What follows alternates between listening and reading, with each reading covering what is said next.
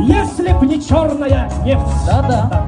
А если жена из Шымкента, Шымкента? она вас в обиду не даст, коня на скаку остановит.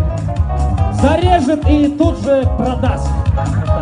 А если жена алматинка, хотим вас предупредить, живите в Европе, ведь денег в Европе. Надольше может хватить. Это точно.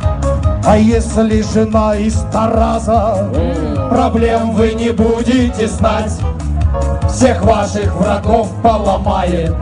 Но может и вас поломать. Так вот. А если жена с Павлодара, внимательно с ней надо жить. Она в бешбармак вместо барана. Может свинью подложить. О. А если супруга найманка, куда и сахтасы, куда и сахтасы, куда и сахтасы.